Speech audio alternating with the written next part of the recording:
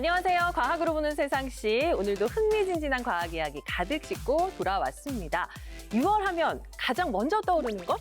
호국 보훈의 달, 6.25 전쟁이죠. 맞습니다. 그러면 6.25 전쟁 하면 가장 먼저 또 뭐가 생각이 나요? 전쟁의 공포도 공포지만 이 가족들이랑 떨어지게 된 이상 가족들, 그다음에 아직 가족의 품으로 돌아오지 못한 전사자들이 먼저 떠오르는 것 같아요. 네. 그분들한텐 사실 6.25 전쟁이 아직 끝나지 않았을 거 아니에요. 그렇죠. 가족을 잃은 슬픔은 시간이 지난다고 쉽게 치유되지 않겠죠. 그래도 다행인 건 그런 슬픔을 조금이나마 치유해주기 위해서 지금 이 순간에도 6.25 전쟁 격전지를 찾아 나서는 분들이 있습니다. 바로 국방부 유해 발굴 감식단이에요. 아, 맞아요. 저도 들어봤어요. 그 6.25 전쟁 당시 전사한 순국 선열분들의 마지막 한국까지 네. 찾아내기 위해서 고군분투하고 계시는 아주 고귀한 일들을 하고 계시잖아요. 그런데 이 발굴된 유해들을 가족분들께 돌려보내드려야 하잖아요. 거기에 쓰이는 과학 기술 뭔지 알고 있어요? 제가 아니면 누가 알겠어요. 신원 감식이죠. 맞습니다. 신원 감식. 그러면 신원 감식이 어떻게 이루어지는지도 알겠네요. 저기 저렇게 하는 걸요?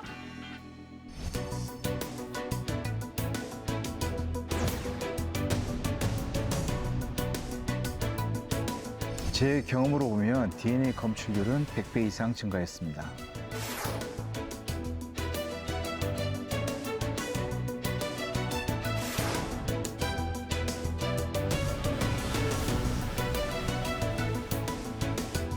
DNA 데이터베이스를 이용해서 수사가 재개된 미제 사건은 2010년부터 11년 동안 6,500건에 달한다고 합니다.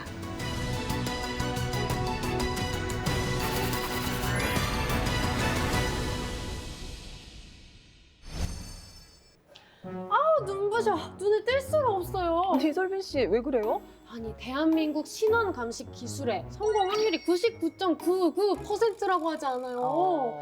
이렇게나 발전한 이 과학 기술에 제가 감히 눈을 뗄 수가 없습니다. 아니, 설빈 씨, 신원 감식에 대한 얘기 아직 시작하지도 않았는데 벌써 그러면 어떡해요? 얼른 시작해주세요. 그럴까요? 자, 오늘 신원 감식에 대한 다양한 이야기 전해주실 두 분 모셨습니다. 안녕하세요. 자기소개 직접 부탁드릴게요. 안녕하세요. 유전자 검사 연구소에 근무하는 홍승범입니다. 저는 지난 24년간 국립과학수사연구원에서 유전자 감식과 품질 관리 연구를 맡았었고요. 최근에 기관을 옮겨서 여러분들을 만나 뵙게 됐습니다. 반갑습니다. 반갑습니다. 안녕하세요. 성균관대학교 김문영입니다. 저는 의과대학 해부세포생물학교실에서 해부학과 법의학을 학생들에게 가르치고 있고 국립과학수사연구원 촉탁위로 7년째 지금 부검을 매주 하고 있습니다. 반갑습니다. 반갑습니다. 매년 6월이 더 아프게 다가오는 분들이 있죠. 6.25 전쟁으로 가족을 잃었거나 아직도 행방을 알지 못하는 분들, 더없이 아픈 달이 아닐까 싶은데요. 이분들을 위해서 국방부에서 아주 큰 노력을 기울이고 있죠, 소장님. 네, 그렇습니다. 국방부는 6.25 전쟁 전사자들을 찾기 위해서 지난 2000년부터 50주년 기념 사업 중 하나로 유해 발굴 사업을 시작했고요. 매년 유해 발굴 개토식을 시작으로 강원도 DMZ 일대와 격전지 등을 수색하면서 6.25 전사자들의 유해를 발굴하고 있습니다. 그렇게 어렵게 유해를 찾는다고 하더라도 70여 년이 지난 유해고요. 또 보존 상태도 말씀하신 것처럼 좋지 않아서 신원 감식하는 데까지 시간이 꽤 걸릴 것 같거든요. 네, 그렇습니다. 보통 1, 2개월에서 심한 경우에 수개월 이상 걸리게 되는데요. 워낙 그 땅속에 오래 묻혀 있다 보니까 부패돼서 표면이 미생물들로 인해서 오염이 되어 있습니다. 그렇죠. 이 표면들을 제거하고 칼슘 제거하는 과정 그리고 특수 처리 등을 통해서 유전자를 검사하고 있습니다. 이렇게 DNA를 채취하면은 실제로 전사자분들이 가족의 품으로 돌아가게 되나요? 네, 그렇죠. 국방부 유해발굴단이 지금 감식을 시작한 지가 23년이 되었는데요. 지금까지 유해 총 13,121구가 발굴되었습니다. 하지만 사실 지금까지 신원이 밝혀진 유해는 210명 뿐입니다. 아니, 만여 구가 넘게 발굴이 됐는데 왜 신원 감식이 된 게 200명밖에 안 되나요? 그러게요. 유전자를 검사해서 이 유해의 DNA를 확인을 하더라도 이 유해가 누구 것인지 알기 위해서는 이와 대조할 가족이나 친지분들의 DNA가 반드시 필요합니다. 근데 사실 그런 DNA가 없으면 신원을 찾기가 힘든 게 현실입니다. 그래서 그러니까, 대표적으로 예. 비교해 볼 수 있는 사례가 이제 제주 4.3 희생자 신원 감식 사업인데요. 그때 발굴된 유해는 지금까지 402구밖에 안 되는데 사실 유가족분들이 적극적으로 참여해 주셨기 때문에 신원 확인율이 3분의 1이 넘습니다. 그러니까 6.25 전사자 유해를 찾는 것뿐만 아니라 그 유족의 DNA를 대조를 해야 되니까요. 확보하는 것도 중요하겠네요, 소장님. 네, 그렇습니다. 그래서 국방부에서 유가족 DNA 시료 채취 사업을 하고 있고요. 전사자의 유해를 찾지 못한 전사자의 8촌인의 친회가 인척들에 대해서 참여를 요청하고 있습니다. 보건소, 군병원, 예비군 부대, 병무청, 적십자병원 등에서 또는 국방부 유해 발굴 감식단에 직접 방문하거나 전화로 신청하시면 참여할 수가 있습니다. 예, 6.25 전사자들의 유해가 하루빨리 안식을 찾기 위해서는 우리 국민들의 많은 관심과 참여가 무엇보다 중요하겠습니다. 그래서 제가 한 국민으로서 제 머리카락을 살짝 잘라왔는데요. 이게 제 유전자를 제공해서 조금이라도 도움이 되지 않을까 해서 가져왔어요. 이제 이걸 어디에 드리면 되죠? 저기 도와주시려고 기다리고 계셨구나. 여기요. 네, 솔빈 씨, 걱정하지 마세요. 제가 분석해 오도록 하겠습니다. 따라오시죠. 네, 여기가 6.25 전쟁 전사자 유가족분들에 대해서 조사를 할 수 있다는 바로 그곳 맞나요? 네, 맞습니다. 제가 그럴 줄 알고 머리카락을 가져왔거든요, 선생님. 이걸로 분석해 주실 수 있나요? 이걸로는 안 될 것 같습니다. 아니 왜요? 세포 핵이 존재하는 모근이 있어야 합니다.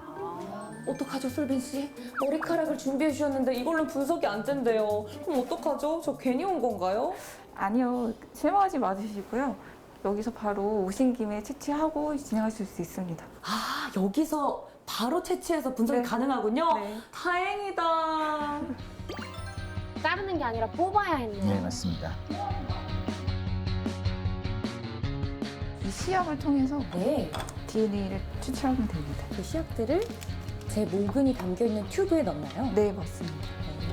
두 가지 용액을 섞은 걸 가지고 지금 바로 DNA 증폭하는 기술로 가보겠습니다. 알겠습니다. 가보시죠. 네. 이 장비들이 다 DNA 증폭하는 기기거든요. 이게 전부가요? 네, 네. 근데 이렇게 증폭을 해야 되는 이유가 있나요? 모근이 조그만한 나노그램 정도의 단위밖에 안 되기 때문에 이걸 더 증폭을 해서 더 많은 정보를 얻을 수 있게 증폭하는 과정이 필요한 거예요. 그러니까 모근이 가지고 있는 정보가 너무 작기 때문에 그걸 양이 키워야 적게, 돼요. 양이 적어서. 그걸 더 증폭시켜야 네. 되는 과정이 꼭 필요한 네. 거군요. 증폭된 산물을 이 분석 장비를 통해서 증폭하는 결과를 분석하는 기기거든요. 그럼 이 친구는 분석만 담당하는 네, 친구군요. 맞습니다. 네, 우와, 정말 왜요?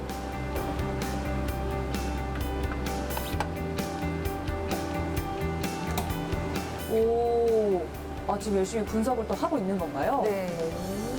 그러면 분석한 결과들이 나온 걸 가지고 데이터를 가지고 네, 분석 프로그램 통해서 저희가 이제 보이는 거죠. 저희의 유전자 결과 그때 네, 나오는 네, 거죠. 맞습니다. 그러면 제가 했던 이 모근을 뽑아서 하는 방식 말고 다른 방식으로도 채취가 가능한가요?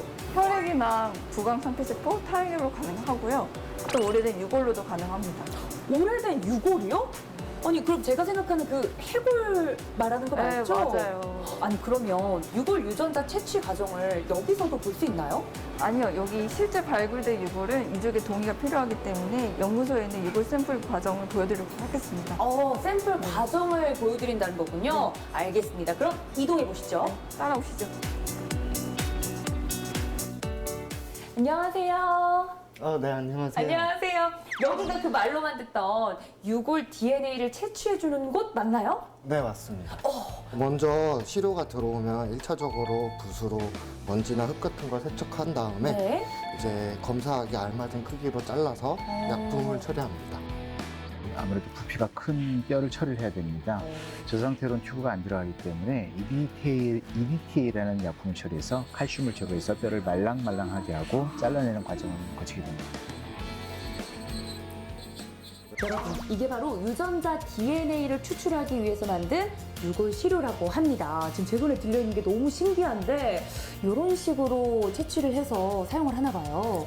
네, 이런 식으로 채취해서 유골로부터 DNA를 채취하기 위한 적합한 상태로 만들어서 이제 전사자나 유가족의 신원을 확인할 수 있도록 DNA 검사를 진행하고 있습니다. 그러면 유가족 정보 혹은 유전자 정보를 많이 등록해 놓으면 놓을수록 가족들을 찾는 데 도움이 되겠네요. 네, 맞습니다. 유전자 등록이 많이 될수록 유가족이나 피해자들의 신원을 확인하는 데 더 많은 단서가 될 수가 있습니다. 국민 여러분의 많은 참여 부탁드리겠습니다. 잘 알아보고 보낼 걸 이 모근이 필요한 거였네요. 당장 오늘 끝나고 가까운 보건소 가가지고 제대로 유전자 한번 채취해 보겠습니다. 네. 그리고 저는 또 하나 놀랐던 게 이 유전자 감식 기술이 발전해서 그런지 결과가 굉장히 빠르게 나오더라고요. 이 정도 속도면은 우리 유가족 분들께서 대조할 만한 유전자들을 많이 모아주시면은 아직 돌아가지 못한 이 전사자분들이 빠르게 가족분들의 품으로 돌아가실 수 있을 것 같아요. 맞아요. 전사자 유해 발굴만큼이나 대조 유전자 확보에도 저희가 좀 더 힘을 써야 될 것 같습니다. 그런데요, 유전자와 관련된 뉴스를 많이 듣기는 하는데 실제로 이게 어떤 기술로 어떤 원리로 이루어지는지는 좀 구체적으로 알기 어렵거든요. 소장님 좀 설명 부탁드릴게요. 네. 사람마다 다양성을 가지는 특정 유전자 부위가 있어요. 보통 우리가 사용하는 것은 STR 검사라고 하는데 이거는 사람마다 반복 염기 서열이 차이가 납니다. 이 부분들을 약 20가지 이상 검사를 해서 같은 사람인지 또는 동일 가족 일원인지를 확인하는 길이 다양성 검사를 시행하게 됩니다. DNA 염기 서열 검사. 그렇죠. 예. 그러니까 DNA 안에 ATGC 이런 염기 서열들이 마구잡이로 나오는데 사람마다 반복되는 구간이 있는 거군요. 그렇죠. 이게 나와 아빠, 나와 엄마 이렇게 같은 가족일수록 비슷한 형질을 띈다. 그걸로 알아내는 거였네요. 새로운 사실을 알게 되었습니다. 이 유전자 감식을 통한 신원 감식, 이게 유해 발굴에서만 이용되는 게 아니라 굉장히 다양한 분야에서 사용된다고 들었어요. 그 뭐더라? 기억이 안 나요. 뭐였죠, 교수님?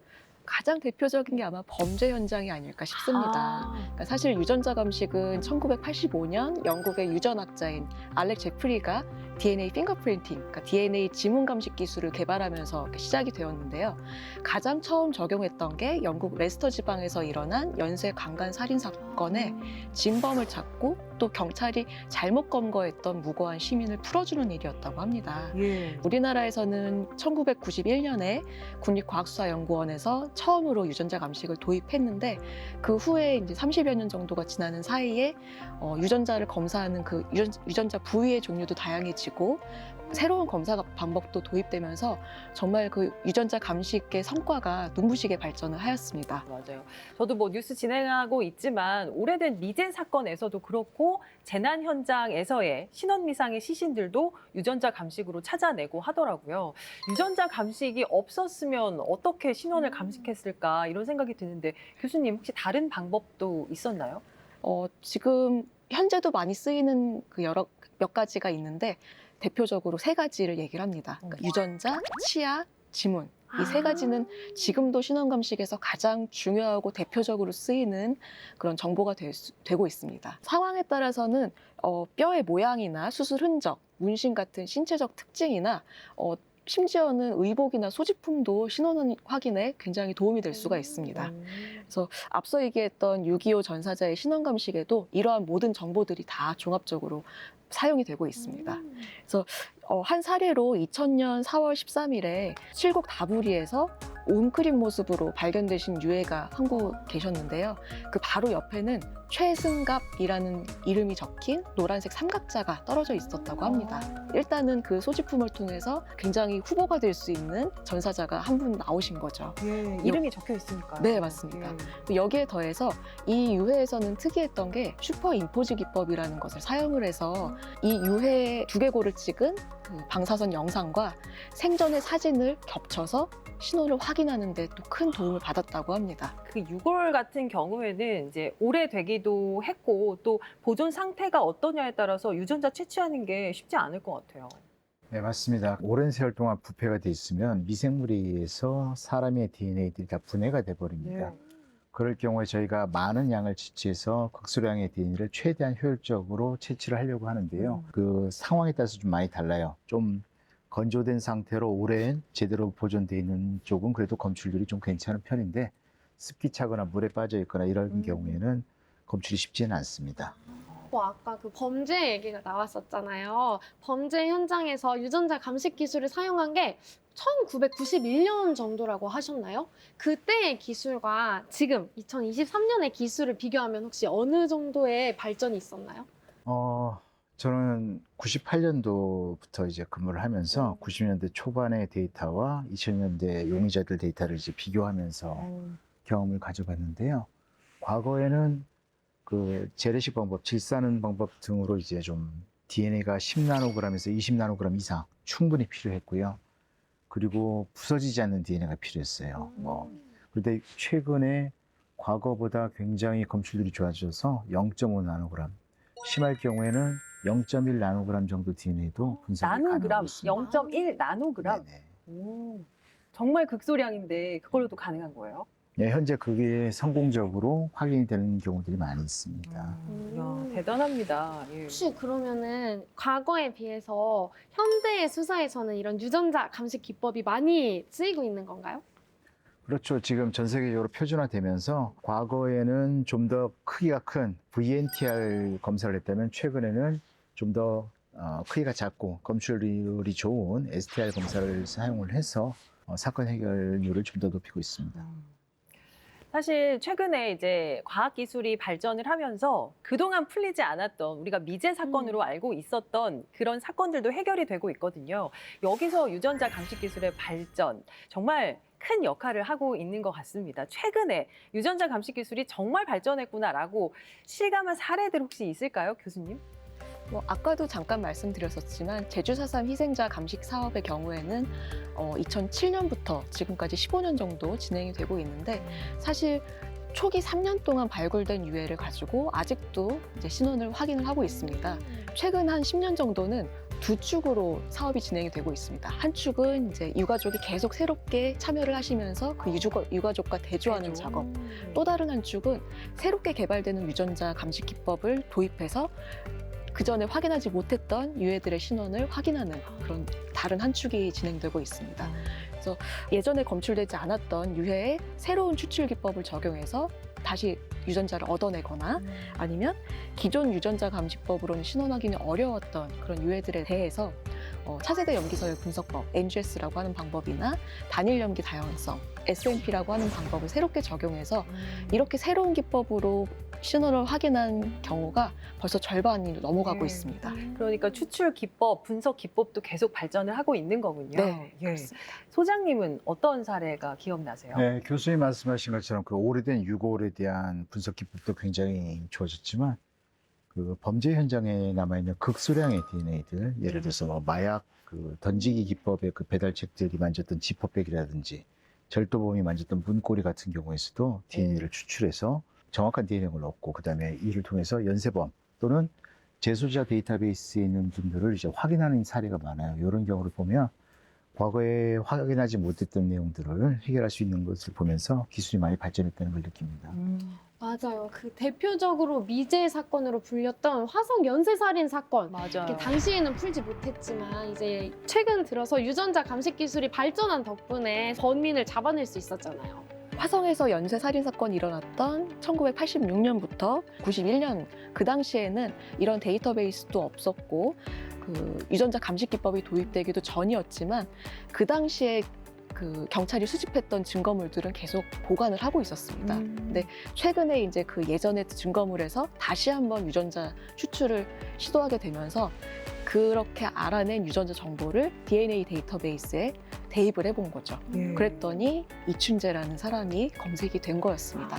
그러니까 알고 보니까 이춘재라는 사람이 1994년에 청주에서 처제를 성폭행하고 살해해서 무기징역을 선고받고 95년부터 이미 교도소에 수감 중이었습니다. 데이터베이스에 있었던 거네요. 네, 재소자이기 때문에 그 유전자가 데이터베이스에 등록이 된 거죠.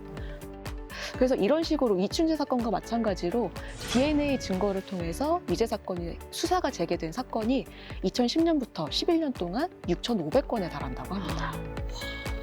굉장히 많네요. 예. 그런데 이 화성 연쇄 살인 사건 같은 경우는 80년대부터 90년대 이때 벌어진 사건이거든요.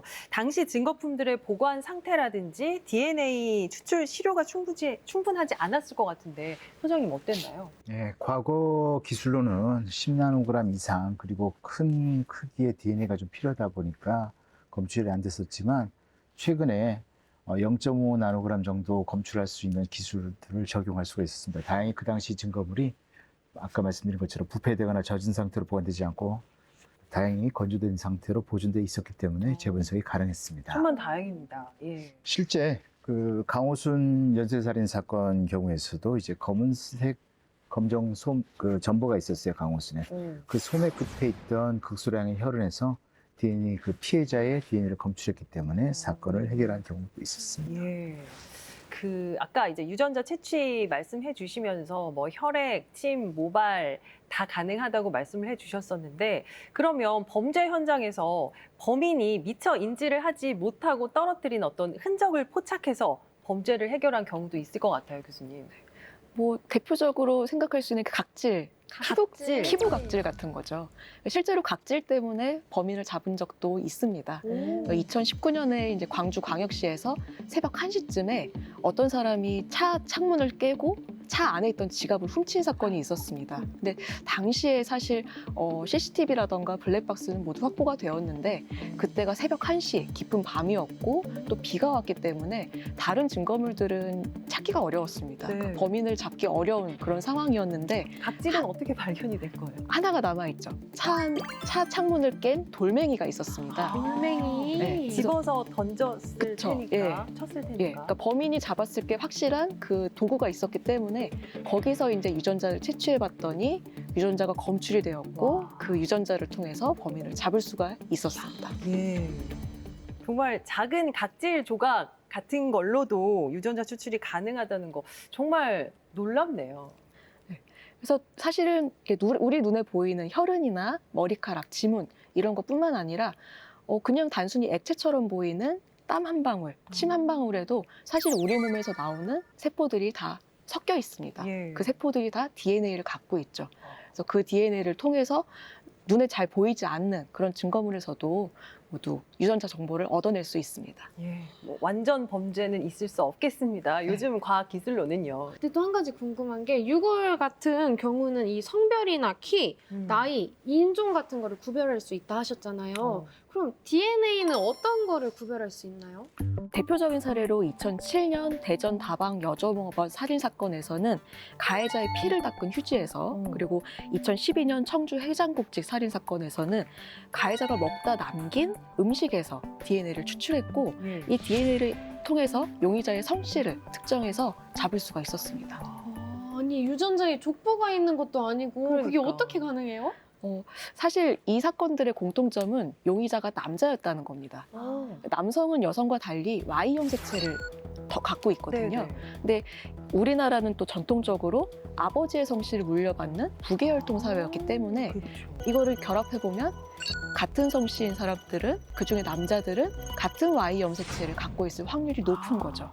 그래서 사실은 이제 우리나라에 굉장히 흔한 김씨, 이씨, 박씨 이런 성씨들이나 아니면 같은 성씨들이 모여 사는 집성촌에서 일어난 사건에는 적용하기가 어렵지만 좀 드문 성씨라면 용의자의 범위를 훨씬 더 좁힐 수 있는 중요한 단서가 됩니다. 근데 사실은 조심해야 되는 게 이 사람이 입양이 되거나 부모가 재혼을 하거나 혹은 외도 때문에 자신의 생물학적 아버지의 성씨를 물려받지 않았을 가능성도 있기 때문에 사실은 조심해서 다뤄야 하는 정보입니다. 예.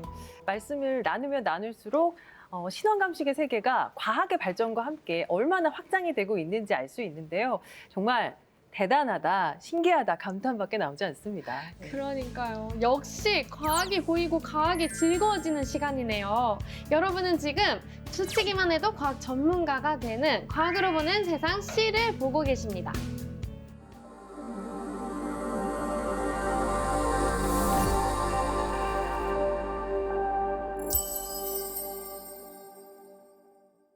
자, 이번에는 유전자 감식 못지않게 신원 감식의 정확도를 높여주는 또 다른 분야에 관해서 이야기를 나눠볼까 합니다. 바로 이거죠. 최고라고요? 이거. 뭐가 최고인 거죠? 예. 솔빈 씨, 최고도 맞는데요. 제 손가락을 잘 보세요. 여기에 답이 있습니다. 지문. 맞습니다. 지문이네요. 네. 맞아. 지문으로도 이 신원 감식이 가능하다고 들었어요. 맞아요. 우리나라 지문 감식이 세계적으로 정말 수준이 높은 걸로 알려져 있는데요. 소장님, 특별한 이유가 있다면서요? 우리나라는 다른 나라 다르게 성인이라면 누구나 지문을 등록을 하고 있습니다. 해야죠. 주민등록. 하고 있죠. 그러다 보니까 전 세계에서 가장 많은 지문 데이터베이스를 가지고 있고요. 그러다 보니 이를 적극적으로 수사에 활용을 하게 됐습니다. 맞아요. 저도 민증 처음 만들 때 이렇게 도장 찍어서 싹 돌리던 그 기억이 나거든요. 맞아요. 전 국민이 그렇게 한 만큼 이 지문에 대한 데이터는 우리나라가 가장 많이 가지고 있을 것 같아요. 다르게 생각해보면 이 지문 감식에 대한 역사 또한 되게 오래됐을 것 같거든요. 네. 혹시 어떤가요? 우리나라는 이제 1948년 그 당시 그 내부 치안국에 감식과 지문계가 설치되면서 그 역사가 시작이 되었습니다. 그래서 당시의 지문계에서는 범죄 현장에서 채취한 지문을 1대1로 그러니까 용의자와 1대1로 대조를 해서 수사를 진행했다고 해요. 근데 1963년에 들어서는 각 시도 경찰국 수사과에 각각 감식계를 설치해서 1대1로만 대조하던 그 지문 대조 작업을 주민등록상에 있는 지문과 1대4로 대조하는 작업을 시작을 했다고 합니다. 훨씬 효율적으로 변했네요. 그렇죠. 네. 그래서 1993년까지는 이런 지문 대조 작업을 일일이 수작업으로 진행을 하고 있었는데 얼마나 시간도 오래 걸리고 굉장히 힘들었을까요? 고생스러웠겠죠. 네. 네. 근데 이후에는 이 지문을 컴퓨터로 대조할 수 있도록 지문 자동 검색 시스템 아피스라는 걸 개발을 해서 컴퓨터로 자동으로 검색할 수 있는 시스템을 마련을 했습니다. 그리고 지금도 이 지문 데이터베이스의 규모와 정확도, 성능 모두 꾸준히 개선을 하면서 그 지문 검색의 정확도, 속도를 모두 높이고 있습니다. 지문 감식은 그러면 어떻게 이루어지나요, 교수님? 지문을 감식하는 방법, 일단은 지문을 채취해야겠죠. 이 지문을 채취하는 방법에는 여러 가지가 있는데 일단 우리가 눈으로 확인할 수 있는, 눈에 보이는 지문은 현재 지문이라고 합니다. 현재 지문? 현재 예. 지문. 이런 지문은 그대로 그냥 사진 촬영을 해도 되고 실리콘이나 젤라틴지 이런 걸로 찍어내도 됩니다. 근데 어떤 미세한 분말을 브러쉬에 묻혀서 이렇게 살살살살 굴리면서 네.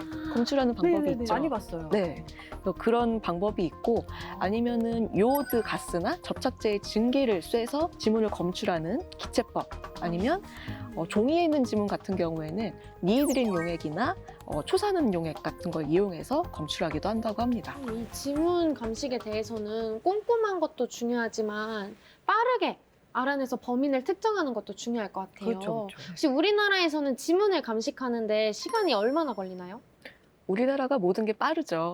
빠르죠. 네, 지문 감식도 굉장히 빠릅니다. 어. 한 사례로 2019년에 헝가리 부다페스트 다뉴브 강에서 한국 사람 33명이 탄 유람선이 침몰한 적이 있었습니다. 맞아요. 있었어요. 그때도 이제 감정관 분들께서 24시간 내내 대기하면서 현장에서 지문 정보가 올라올 때마다 대조해서 신원을 확인해 드린 적이 있었는데요. 예. 이런 지문 감식이 이제 지문의 그 상태가 좋고 시스템이 받쳐줄 때는 빠르면은 15분. 15분? 네. 그래서 지문 상태가 좋다면은 그래도 1시간 정도면은 확인이 된다고 합니다. 네. 우리나라 지문 감식이 빠르다고 얘기해 주셨는데 정말 세계적인 재난 현장에서 우리나라 지문 감식 기술이 빛을 발한 적이 있다고 들었어요. 네, 그렇습니다.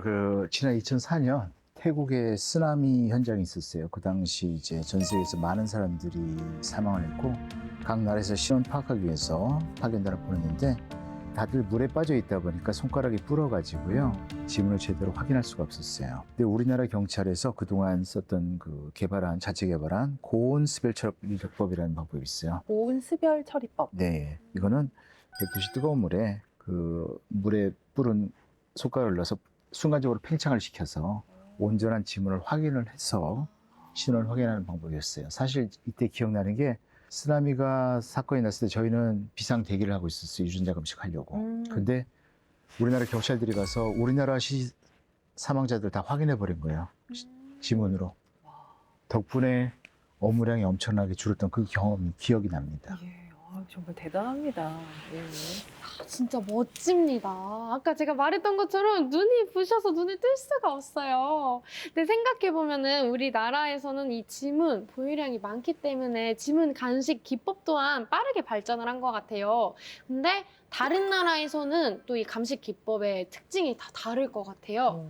그 궁금증은 여기서 풀어보죠.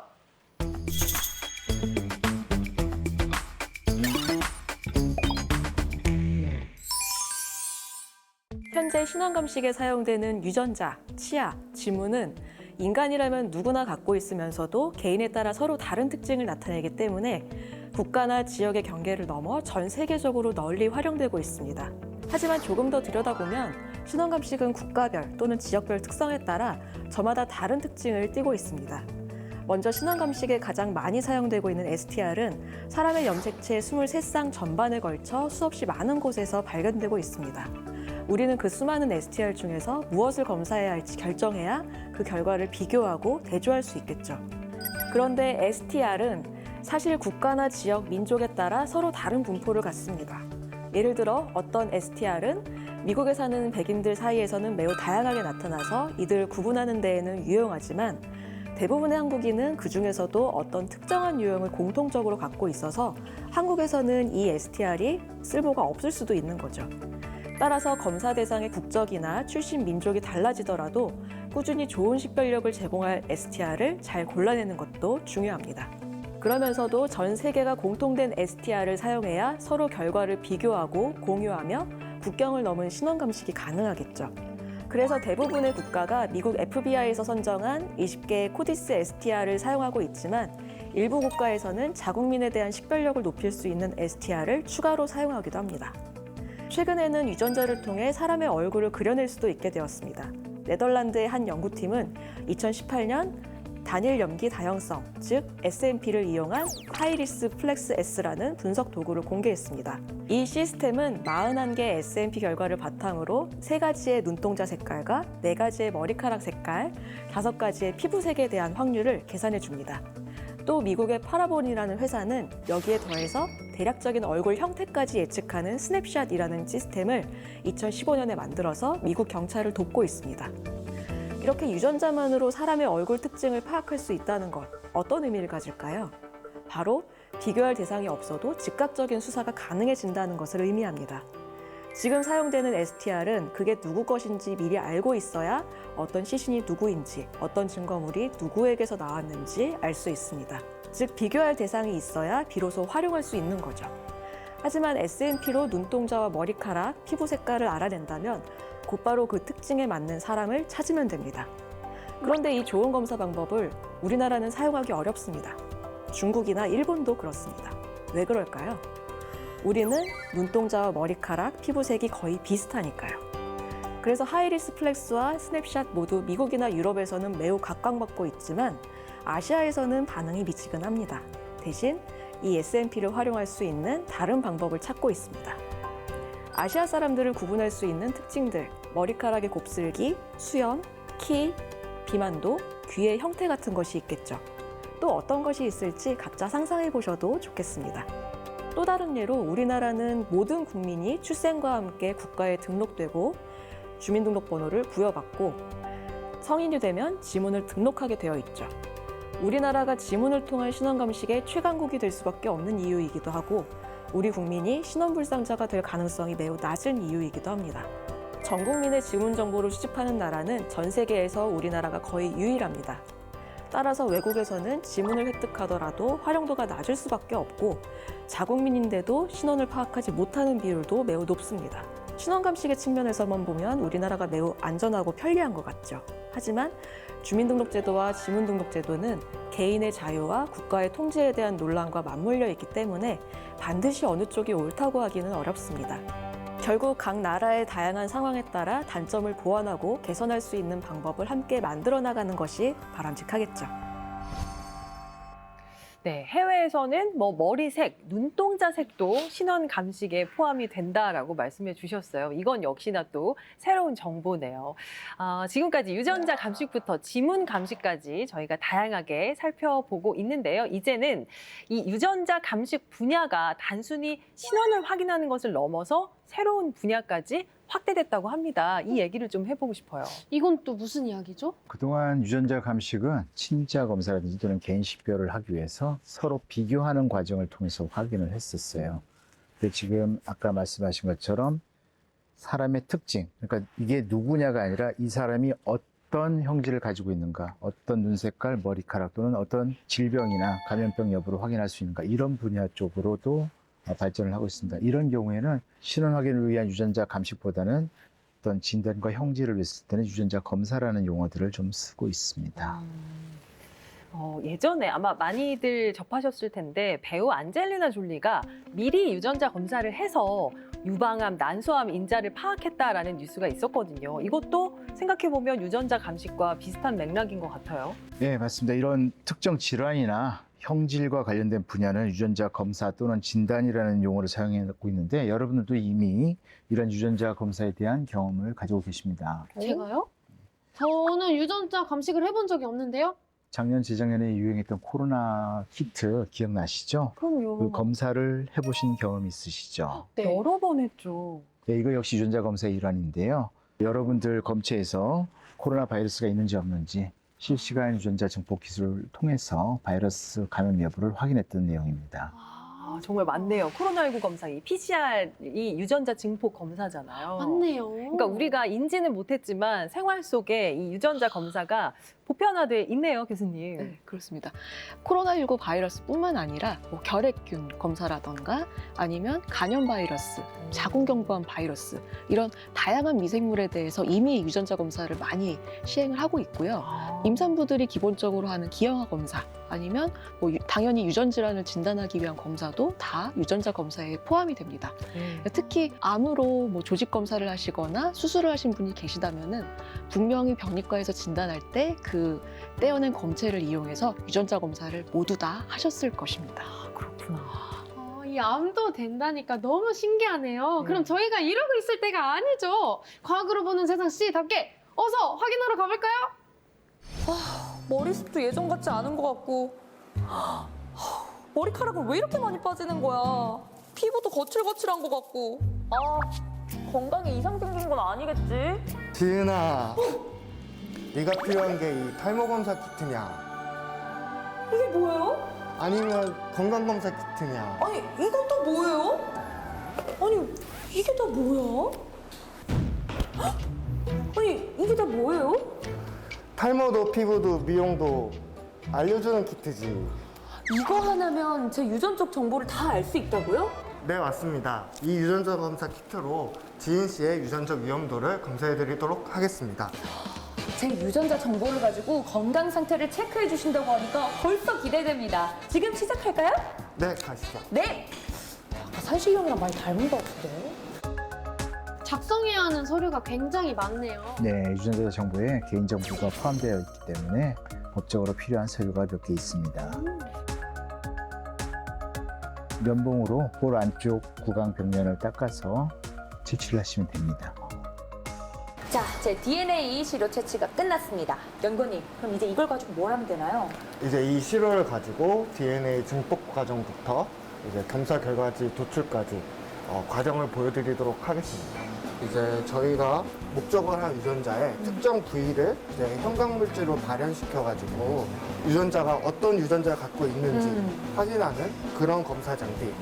이 검사 장비를 통해서 제 유전자 정보가 이제는 나오는 거군요. 네, 맞습니다. 여기서 이제 DNA 증폭을 완료한 다음에 이쪽 컴퓨터로 이 DNA 분석을 완료하면은 11가지 검사 항목에 대해서 이제 유전자 검사 결과가 나오고요. 결과 도출까지는 1주에서 2주 정도 소요된다고 보시면 됩니다. 와, 이 DNA 검사를 통해서 미래 질병까지 또 정보를 알 수 있다고 하니까 벌써부터 기대가 됩니다. 네. 잘 부탁드리겠습니다. 아유,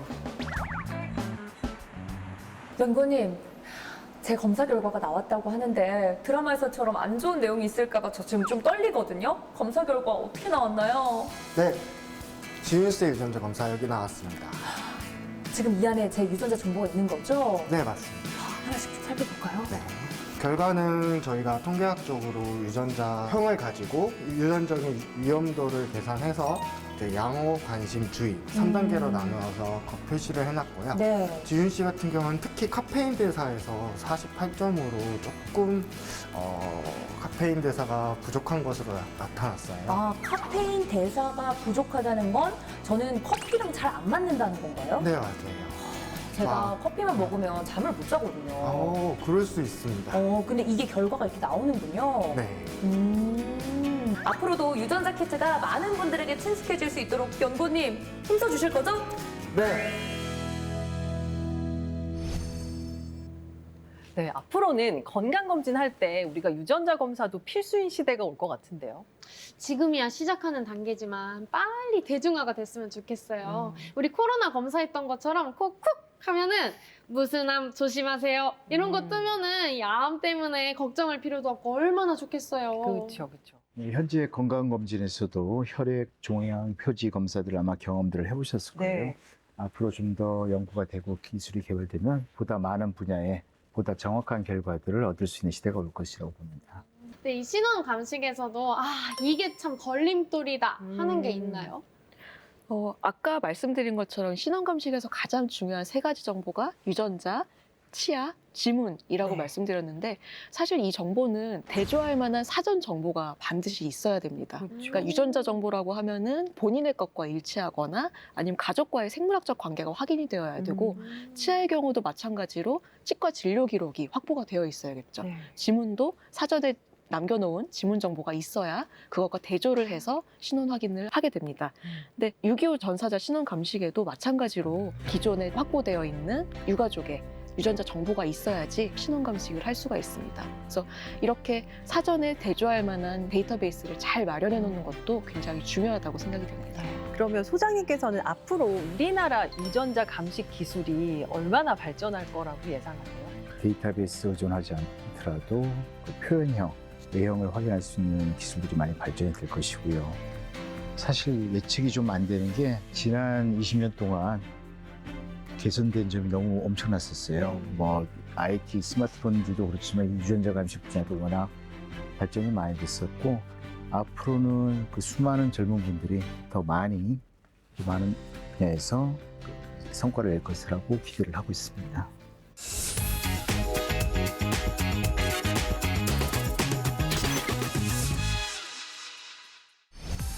따끈따끈한 과학계 소식을 알아보는 과학 이쓰다. 과학통신원 강솔빈입니다. 그동안 과학계엔 어떤 뉴스들이 있었을까요? 이쓰다. 첫 번째 소식입니다. 방대한 데이터를 슉슉슉슉 빠르게 처리할 수 있는 인공지능 반도체가 개발됐다고 합니다. 카이스트 정명수 전기 및 전자공학부 교수 연구팀은 대용량으로 메모리 확장이 가능한 CXL 3.0 기술을 활용해 검색 엔진을 위한 인공지능 반도체를 세계 최초로 개발했다고 밝혔습니다. CXL은 CPU와 가속기, 메모리 확장기 등을 연결하는 프로토콜이라는데요. 이 CXL을 통해 메모리를 확장한다는 건 서재 옆에 창고를 지어서 책을 보관하는 개념과 비슷하답니다. 연구팀은 이 CXL 기술로 기존 검색 엔진의 문제였던 메모리 용량 제한과 메모리 접근 시간 지연 문제를 해결했는데요. 검색 엔진뿐만 아니라 빅데이터가 필요한 고성능 컴퓨팅, 유전자 탐색, 영상 처리 등 다양한 분야에도 적용할 수 있답니다. 기존 시스템에 비해 110배의 성능 향상이라고 하니 실감이 안 나는데요? 어쨌든 상상도 안 되게 빠르다는 거겠죠? 이쓰다! 두 번째 소식입니다. 뇌의 특정 부분을 초음파로 자극하면 생명체가 겨울잠과 비슷한 상태에 빠진다는 연구 결과가 나왔습니다. 미국 세인트루이스 워싱턴대 연구팀은 초음파를 이용해 여러 설치류 동물을 토포 상태로 만들 수 있다는 것을 확인했는데요. 토포 상태로 들어간 야생동물은 체온과 신진대사 활동을 극도로 낮춰 동면 상태에 돌입한답니다. 연구팀은 이 점에 착안해 실험용 생쥐에게 체온과 대사 조절에 관여하는 뇌 부위인 시상하부에 초음파를 쏴 포포 상태를 만들었는데요. 그 결과 체온이 36도에서 33도로 쭉 내려가면서 레드선! 생쥐는 2시간이 지나서 평소 몸 상태를 회복했고 건강상 문제는 전혀 없었답니다. 연구자들은 이번 발견이 심우주 탐사 장기 비행에 큰 도움을 줄 것이라고 예측하는데요. 또 응급 상황이나 중증 질환이 발생했을 때도 적용될 수 있을 것으로 기대하고 있습니다. 이 기술이 우주 연구 분야뿐만 아니라 의학적으로도 큰 도움이 될 것 같은데요. 더 발전할 수 있도록 과학으로 보는 세상시와 제가 함께 응원하겠습니다. 이수다 마지막 소식입니다. 최근 스페인 카스테온 지역에서 중대형 육식성 공룡의 신종 화석이 발견됐습니다. 분석 결과 1억 2,700만 년 전인 초기 백악기에 살던 스피노사우루스과 공룡으로 확인됐는데요. 여기서 주목할 점은 지금껏 밝혀진 스피노사우루스과의 공룡 중에서 가장 진화적인 단계의 신종 공룡이라는 것입니다. 또한 이베리아 반도가 당시 다양한 스피노사우루스 공룡이 서식하는 지역이었음을 보여주는 중요한 증거로도 학계의 관심을 끌고 있습니다. 연구팀은 이 신종 공룡에게 그리스어로 챔피언을 뜻하는 프로타트리티스와 화석이 발견된 마을의 이름인 싱크토레스를 합쳐 프로타트리티스 싱크토렌시스라는 이름을 붙여주었답니다. 지금도 어딘가에 묻혀 있을 화석들 저도 발굴하면 자신이 있거든요. 지금이라도 지구의 옛 흔적을 찾기 위해서 길을 나서야겠습니다. 참, 그 전에 클로징. 이수다. 오늘 제가 준비한 소식은 여기까지고요. 다음 시간에도 따끈하고 재미있는 과학계 소식 풍성하게 준비해 올게요. 과학 모두 이수다. 99.99% 확률 신원 감식에 대해서 이야기 나눠봤습니다. 우리 눈에는 보이지도 않는 미세한 유전자, 지문 그런 흔적들이 그렇게 많은 정보를 담고 있는지 몰랐네요. 철빈 씨 왜 그래요? 처음에 눈부신 거는 눈부신 것도 아니었어요. 지금도 너무나 눈부시지만 앞으로 멋진 발전 일어나갈 신원감식 제가 응원하겠습니다. 네, 그만큼 오늘 시간이 정말 알찼다는 얘기겠죠. 두 분 함께해 주셨는데 어떠셨어요? 저도 이번 시간을 준비하면서 다시 한번 공부하고 정리하는 기회가 되었는데요. 보시는 분들께서도 신원감식에 대한 궁금증이 많이 해소되셨으면 좋겠습니다. 예, 소장님. 네, 그동안 많은 사람들이 노력과 선신으로 이루어졌던 환경들이 앞으로 좀 더 발전되고 보다 기반이 더 좋아졌으면 하는 바람입니다. 네, 오늘 두 분 좋은 말씀 고맙습니다. 네, 저희는 다음 이 시간에 더 알찬 과학 이야기 가지고 다시 찾아오겠습니다. 과학이 보인다. 과학이 즐거워진다. 스치기만 해도 당신은 과학 전문가. 과학으로 보는 세상, See